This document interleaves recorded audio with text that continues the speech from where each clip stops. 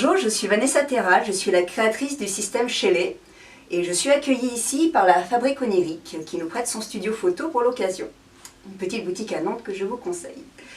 Qu'est-ce que le système Shelley? En fait, j'ai eu l'idée de ce système en voyant plusieurs vaporistes lors de conventions ou de rencontres utiliser ces événements pour créer des histoires, des aventures pour les personnages qu'ils incarnent.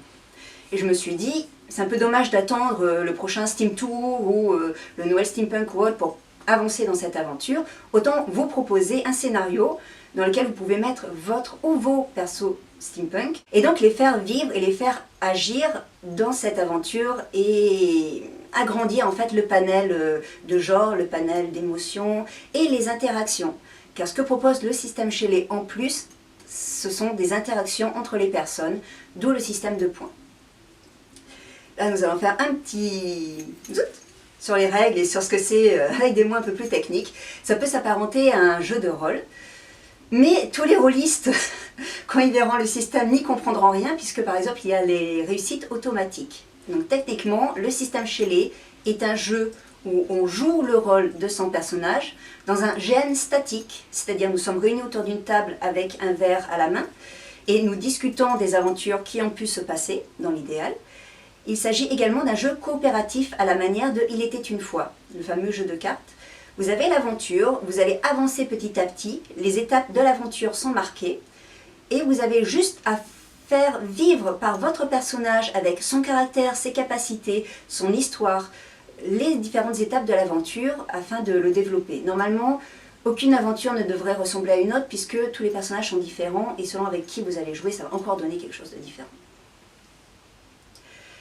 Je vais vous parler donc des réussites automatiques. Lorsque vous avez suffisamment de jetons et que vous avez les capacités pour réussir une aventure, les deux étant donnés dans la description de l'aventure, vous réussissez automatiquement en fait les actions.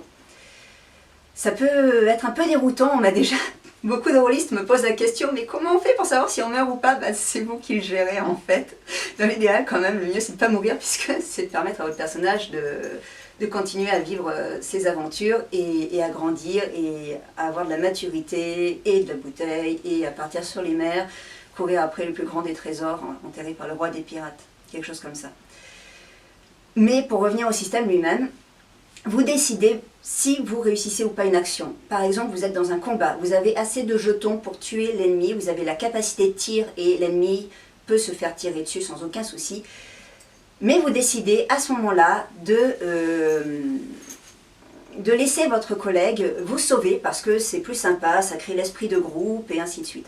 Donc alors que vous avez les points pour, vous allez vous prendre le pied dans une racine, tomber par terre et votre collègue va vous sauver.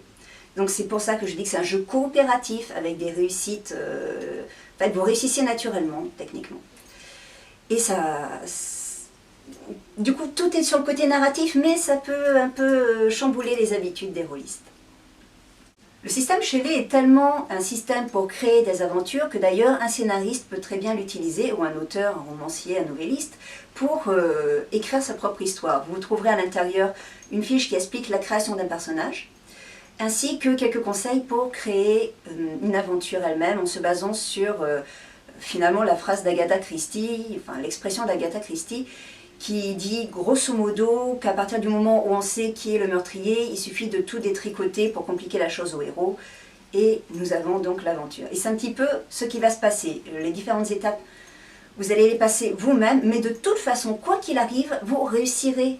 Enfin, à moins que vous le décidiez que non, mais vous réussirez l'aventure, c'est prévu pour. Donc, profitez de chaque étape, profitez de tel ou tel événement. Vous allez dans un musée, vous allez dans les bas-fonds, vous embarquez sur un navire, profitez de rencontrer, je sais pas, un célèbre archéologue, de voir passer le roi d'Angleterre, hop, comme ça, entre deux couloirs, pour exprimer votre personnage. Ne vous contentez pas d'essayer de courir jusqu'à la fin, de toute façon, vous allez y arriver, donc pas de stress, quoi.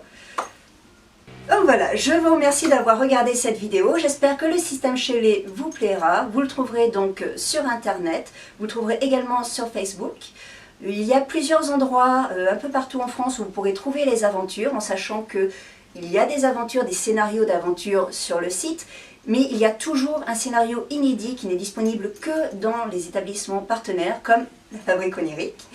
Nous avons également Dreamcatchers à Bordeaux, Yggdrasil, le resto ludique à Toulouse, et le dernier bar avant la fin du monde à Paris et à Lille, en espérant que d'autres nous rejoignent un peu plus tard. Et en attendant, vous rejoignez-nous. Merci beaucoup de m'avoir écouté et éclatez-vous bien.